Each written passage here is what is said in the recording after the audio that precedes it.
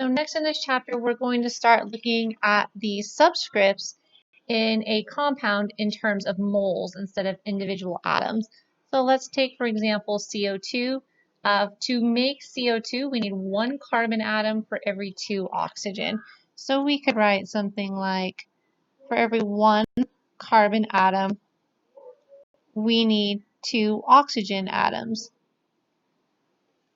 So that's our ratio of carbon to oxygen if we were going to make one molecule of CO2.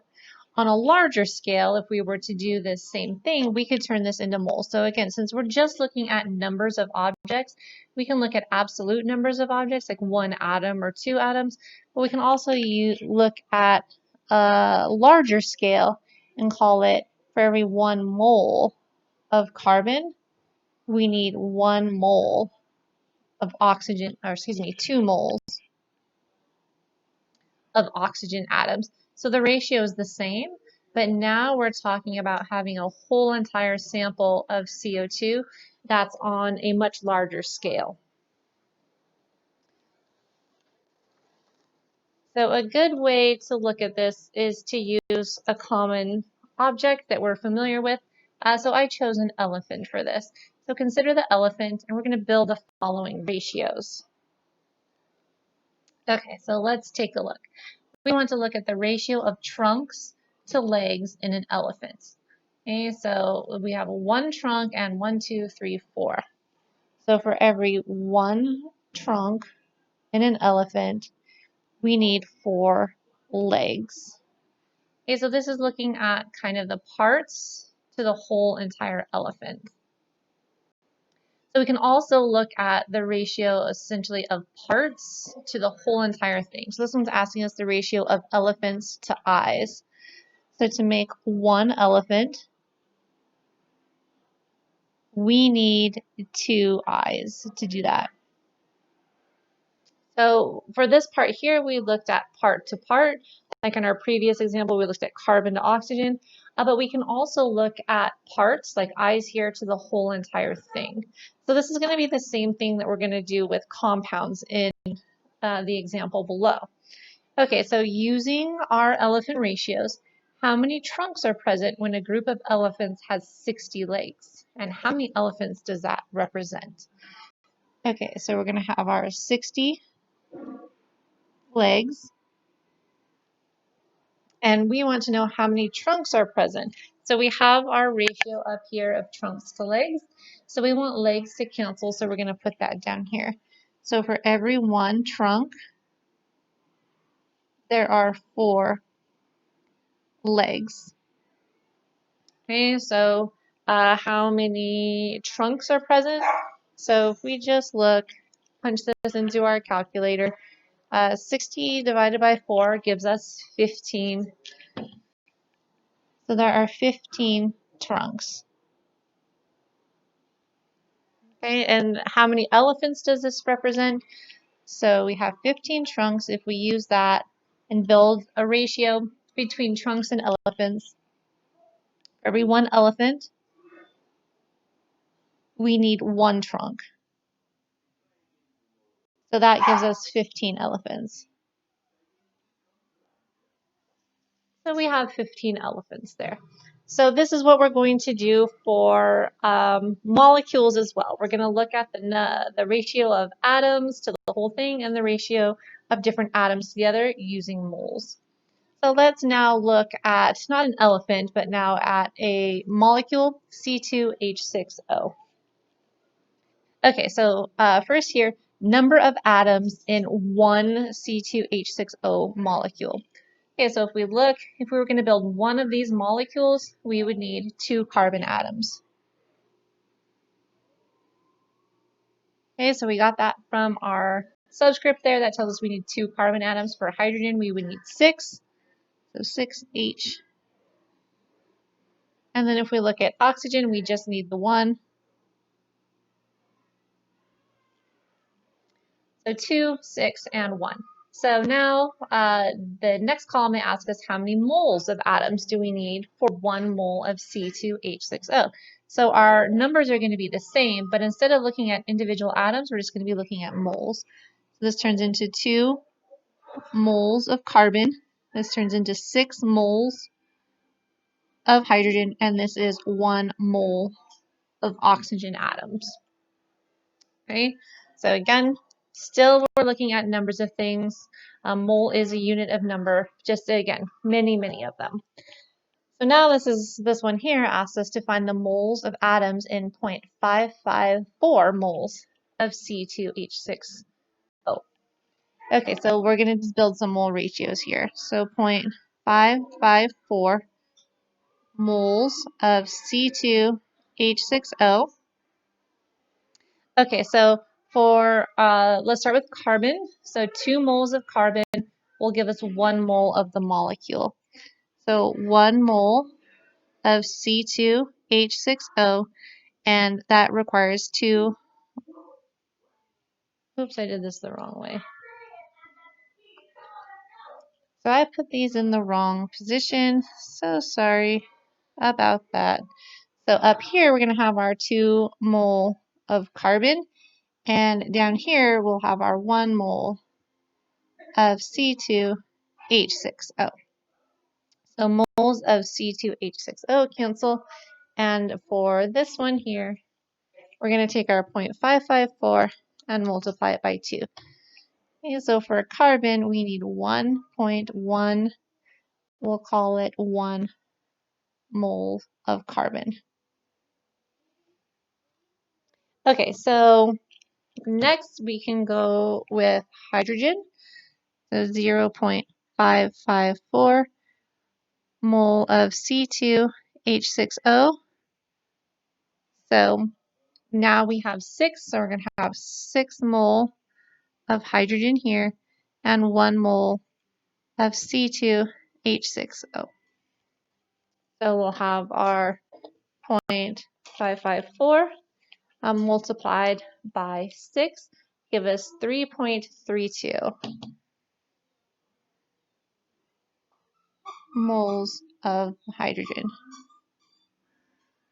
And now for the last one, so we can fill in our chart here, 1.11 mole of carbon, 3.32 mole of hydrogen, and for our oxygen, it's 1:1, but we can set up that ratio, so 0.554 mole, 1 mole of oxygen for every 1 mole of C2H6O. Okay, so since they're both 1, this is going to be the same, and we only need the 0.554 moles of oxygen. Okay, so these are mole ratios where, again, it tells us what we need in terms of parts to build the entire thing. So it kind of does seem weird, like how can we have more moles of carbon than we have moles of the molecule? Remember, we're taking all of these and we're linking them together to form one unit, just like we took trunks and legs and eyes together to make an elephant. We get 1 elephant. Some of our parts are more, but we just get 1. Same thing with molecules here. We're just getting 1 mole of the molecule here. Okay, so we can do this with, to look at solving, adding in now masses. So what if we wanted to know how many grams of chlorine are present in 35.87 grams of aluminum chlorate? Okay, so let's figure this out. Aluminum is Al3+, based off of its position on the periodic table. Chlorate, ClO3- is chlorate. So we put that together, AlClO3, and 3 is our compound. So we have 35.87 grams of aluminum chlorate. Okay, so we're going to find the molar mass. So we're going to grab the periodic table. We're going to find our molar mass. So eventually we want to solve for chlorine. So we're going to have to build mole ratios like we did here. In order to do that, we need to get this into units of moles. So that's what we're doing. So aluminum is here. We have 26.98. Okay, for our chlorine, we have 3 of those, and that is 35.45. And then oxygen, 3 times 3 gives us 9, and that's 16.00. So let's find our molar mass. 26.98 plus 3 times 35.45 plus 9 times 16. So we have 277.33 grams per mole. Okay, so now that we have that, we can take what's given to us and turn that into moles. So we have 35.87 grams of AlClO3. So we're going to turn that into moles. So 1 mole of aluminum chlorate for every 277.33 grams of AlClO3. Okay, so if we stopped here, this would tell us moles of aluminum chlorate, but we want to know chlorine. So we're going to build a mole ratio here. So if we look, we have 3 chlorines in this molecule. This is going to be 3 moles of chlorine for every 1 mole of AlClO3. Okay, so this is our mole ratio telling us how many chlorines we need for the molecule. So if we kind of track our units here, things are canceling out. And then the last part asks about grams of chlorine. So to end this up, we're going to say that there are 35.45 grams of chlorine for every 1 mole of chlorine. So now our moles cancel, and we are just left with grams. Okay, so let's start punching this in. We have 35.87 divided by 277.33. So this is our moles of aluminum chlorate. Okay, so now we're going to multiply this by 3 to figure out how many moles of chlorine we would have. So now we have our moles of chlorine from this step. And then finally, now we're going to multiply it by the mass of chlorine to get our grams. So 35.45. So we have 13.76 grams of chlorine in our mass of 35.87 grams of aluminum chlorate.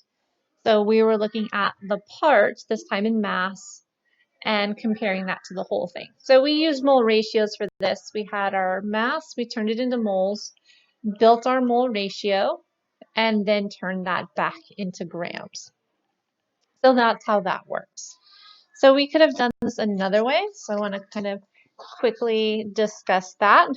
Another way that you could do a problem like this is by using the mass percent. So the mass percent is equal to the mass of your element divided by your mass of compound. And because it's a percent, we multiply that by 100%. This is our percent mass. So we can find this a couple of ways. We can do this if we're given data like we had in this problem here. So we can calculate a mass percent because we have mass of compound and mass of element. But most of the time, we use the masses from the periodic table. So let's take a look at that. So we found the molar mass of aluminum chlorate here. So we already have it kind of broken down. So let's find our percent chlorine in this compound. So we're going to look at our percent chlorine in aluminum chlorate. Okay, so mass of element. So the mass of chlorine from the periodic table is 35.45, but we do have 3 of them. So we're going to have the 3 times 35.45. So just like in when we calculated our molar mass, we had 3 of them. And that's going to be divided by the mass of the compound, so that's going to be our molar mass. our 277.33, and that's going to be multiplied by 100%. Okay, so if we look at our chlorine here, so we have 3 times 35.45, gives us our total mass of chlorine in the compound, divided by the whole thing, 277.33, and then times 100. So by mass, the percent of chlorine in this compound is 38 we'll call it 35% of chlorine. So you could do this with any of the elements. If you wanted to find your percent of aluminum, you'd put your mass of aluminum up here. If you wanted to do oxygen, you'd put your mass of oxygen up here, and they all would sum together to give you 100%. So this works with masses as well. So if you look from our problem, in our problem, we solved that we had 13.76 grams of chlorine, and in the problem they told us we had 35.87 grams of aluminum chloride. So we should get the same percentage here. So we have 13.76 divided by 35.87 and then times 100. So we get roughly the same thing, 35.36% chlorine, but we're off a little bit just due to rounding in the problem. Okay, so again, most of the time we do it based off of their masses from the periodic table, but you can do it with data in a problem like we saw here. So I kind of said that there would have been a different way to solve this problem, and that is by using the percent. So from this problem, we could have taken this here and found our percent of chlorine. Okay, so if we have our percent of chlorine in the sample, we can use that to solve. Okay, so for example, that we solved the 38.35% of chlorine would be equal to mass of chlorine divided by, in our problem, they told us that there was 35.87. So 35.87 grams total, and then times 100%. Okay, so if, again, we can calculate this, if they give us the formula and we can calculate this, we can use this, the percent mass, to solve a problem like this as well. So you can not only use mole ratios like we did here, but you can also use the percent mass. So if we solve this, we divide by 100 and we solve, we get mass of chlorine is equal to 35.87 grams times 0.3835, which will give us, and so we have our 35.87 times 0.3835, which gives us the 13.76 grams that we got when we solved for this using molar mass and mole ratios. So it's two ways to solve the same problem, but they ultimately result in figuring out how much of a part, in our case chlorine here, you have of the whole. This is sort of just wrapping it all into one thing.